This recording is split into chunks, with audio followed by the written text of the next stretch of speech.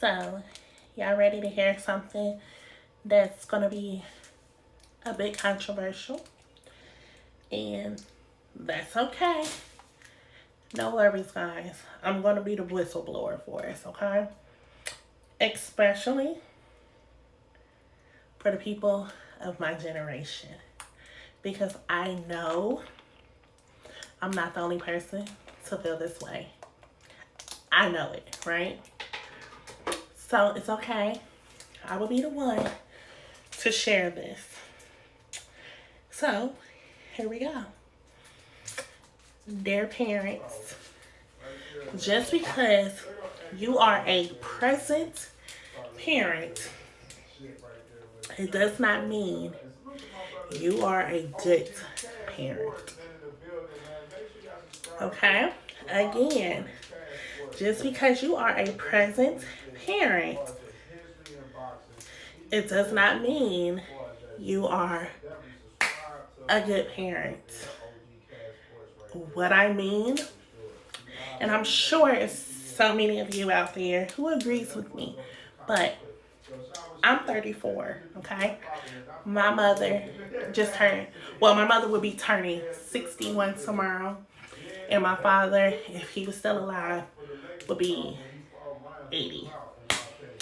So, they come from an era and a time where if you was fed, had a roof over your head, had clothes on your back, shoes on your feet, they did their job. You were going to school every day, you had food in your tummy, electric, water, they did their part.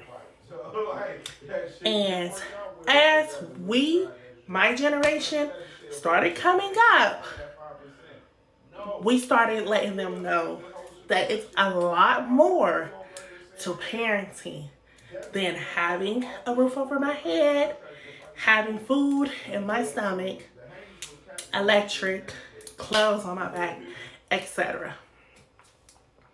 What we are now learning and finding out for our generation, for my generation, is that a lot of parents do not know their children. And because a lot of parents do not know their children, a lot of children are distancing themselves from their parents. A lot of children are learning what toxic relationships look like, what manipulation looks like, and we are not here for it. You are not about to manipulate me. You are not about to be toxic to me just because you have a title of being my mother or my father. Right? We live in a world right now where a lot of parents cannot tell you their children's favorite song, favorite singer, favorite rapper. They can't even tell you their children's favorite color or favorite food. What I do love and admire about the people of my generation, the soft parenting people, and it doesn't necessarily, when I say soft parenting, it doesn't necessarily mean we're not beating our kids' ass. But we're not. We're not. We have learned it is other ways to discipline our child. But what I love about the soft, gentle parenting people of my generation is we are actually taking the time to get to know our children. We are actually taking the time to talk to our children, to learn our children, to learn what they like and don't like. We are learning to be there for them mentally, emotionally, as well as physically. Because for some reason, our parents came from a generation where physical is enough. And physical is never enough. That's like just saying my man, he pays all the bills, but he don't give me no affection. He don't give me no attention. We all know where that goes, right? Why is it okay and acceptable to feed and nourish relationships, but we do not feed and nourish the relationships with our children? A lot of us women Now, I can say I wasn't one, but a lot of us women, especially women who grew up with single mothers who were dating, I hear a lot of women say that their mother gave a lot of attention to their boyfriends, gave a lot of love to their boyfriends, will make their plates, serve them hands and foot, but their children never received that type of love. Why do we nourish and feed relationships? But when it comes to the relationships, which is an important relationship to me, that's one of the most important of relationships. The relationship with your children is not met with the same love.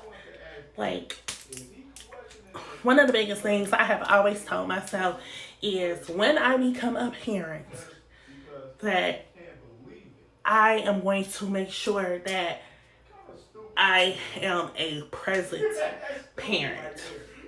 Meaning, I'm not just going to sit here fussing and cussing at you because you got bad grades in school. I'm not going to sit here and just fussing and cussing at you because you're not cleaning the house or helping around the house. I'm not just going to sit here fussing and cussing at you because you're choosing a different path in life than I chose, or you want to do a career this way versus how I did it. I'm going to try to meet my child in the middle. I'm going to try to meet my child where they are, because everybody is different. Everybody moves differently, right? I want my child to be happy. I want my child to be, proud to say that I am their mother. I want my child to feel like they could come and talk to me about any and everything without worrying about being judged, without worrying about, me going off and yelling at them. I had so many friends growing up, and still to this day, and I'm 34, I have friends who are afraid to talk to their family and their parents because they're afraid of how their parents is going to react. Girl, what? Like, we're grown. Like, that shouldn't be a thing. My mom, she gets upset at me. Me and her fuss back and forth. But let me tell you, my mother now, me and her now have this relationship, because let me correct that. It was a point when my mother was trying to do that old school parenting. It was a point. It was a time. And me and her did not talk for a while, right? It was actually around the time when me and my ex-husband first separated. She did not understand why we were separating. She was one of those ones who tried to push and force the relationship to be rekindled and things like that. That's a whole nother story. But me and her did not talk. I did not feel like she was listening to me. I did not feel like she was hearing me. And me and her did not talk. Just like I did not talk to a lot of people in my family or friends at that. But me and her talked eventually. I explained to her how I felt, and now we are doing this thing. And I don't want to necessarily say it's gentle parenting, because I still respect my mother. I still refer to my mother as mom, mommy, mother. If I'm mad at her, I will not talk to her on the phone. I might text her or whatever the case is. But the thing is, she's my mother, right? And that relationship was important to me. So because it was important to me, I fought for that relationship. I worked hard on that relationship. It was an important relationship to her. And that is the part that I want to just say. As a parent, the relationship has to be important to you. If the relationship is important to you, please try to get to know your child. Please try to get to meet your child where they are. Not like a lot of times you will realize, like, damn, she cool. She a cool chick. Or he a cool dude. He a cool little fella. Like, you will realize, like, just what you really raised and birthed. Like, they're not bad. Sometimes we're just not bad. Just because we see things in our eyes differently than how you see things. Another thing is, you have to remember, times has changed. The old school parenting and the old school methods, it's not always worth it. And again, y'all was able to purchase a whole damn house for 50 cents. Baby, it cost us at least $125 to purchase a damn house. Y'all was able to get a loaf of bread for 35 cents. Bread is $2.49 for us. Eggs, $8.